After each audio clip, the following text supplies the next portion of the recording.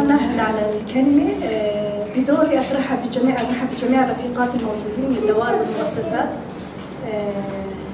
نرحب برفاق روج آغار موجودين عنا، ونشكر جميع الرفاق اللي انضموا للدورة التدريبية المفتوحة على مدار 11 يوم، ونتشكر جميع الكومسيونات على مدار 11 يوم أعطونا دروس وتعبوا معنا.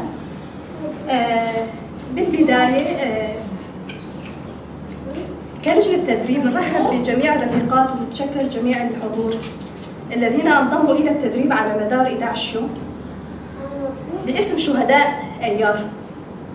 الشهداء قدوتنا في هذه الحياة وجوهر وجودنا. إنهم يظهرون لنا دائما الطريق الصحيح للحياة، ومن الواضح أن الحركة والشعب الذي يفهمون وينبؤون من شهدائهم بشكل صحيح دائما كيف يسيرون على خطاهم. طبعا فتحنا هالدورة اسم شهداء أيار.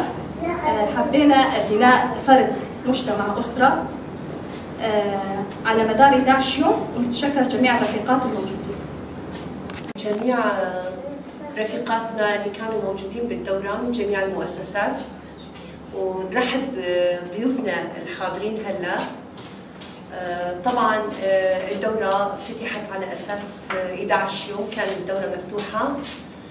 الدورة لما نفتحها هي تكون لأساس بناء العقل الديمقراطي المتغير.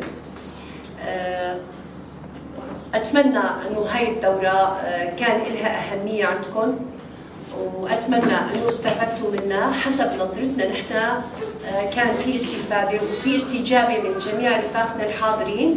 يعطيكم العافية، وأتمنى لكم دورة موفقة، وأتمنى لكم دورات جديدة إن شاء الله الأيام القادمة. بداية نرحب بجميع الأعضاء والضيوف والأعلام اللي تشارك على تخريج الدورة.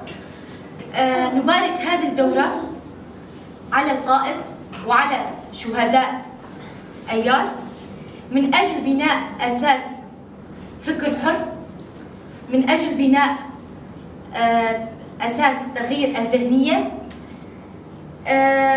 نشر فكر الذي يليق بالقائد.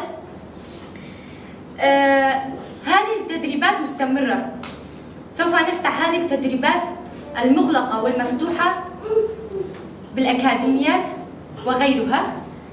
طبعا نشكر جميع الكومسيونات الذي عطوا الدرس بالأكاديمية، ونشكر جميع الأعضاء على جهودهم وتنظيمهم. ونتمنى أن ينشر الفكر في المجتمع، ونتمنى لكم التوفيق الدائم. وبعدين راح نبدأ التخريج.